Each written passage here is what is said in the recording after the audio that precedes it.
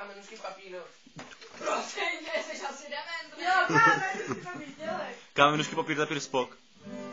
Ty to, cože? Kámen, nůžky, papír, papír, spok. Kámen, nůžky, papír, spok. Takhle, vole. Já to mi... už neříkej mi, vole. Ne! Pojďem. Bez jestli... To konečně začalo bavit. Honzane! Dostaneš přes držku. Ty se bude budovej dát, to máš to. Ach, já jsem kreten, já prostě nemůžu se zepřít její vůli, když to není důležitý pro mě. Jdi a podkopni to, prosím tě. Už se ti staré hodně dlouho.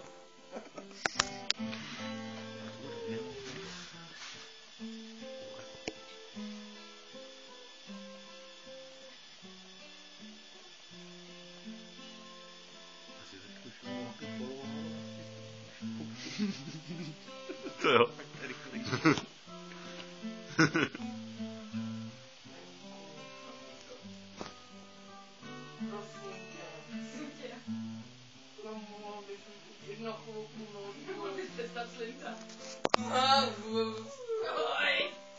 Já na tebe průzpruh, když mi učíš.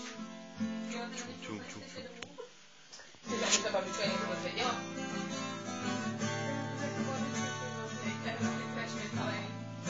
Babička, co dozvěděla? Ale nic. Ne, oni si totiž chtějí otevřít krámek na firmu a nechtějí, aby do toho babička kecala. Krámek na firmu? Jdeme na sračky. No prostě chtějí dělat firmu národní a prodávat je. A pak si chtějí... Ale sračky je.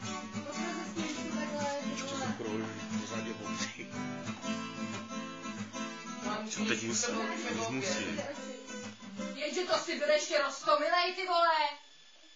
Cože? Krásně. To nikdy byl roztomilej. Mezi to pak všechno natáčíš. Opravdu.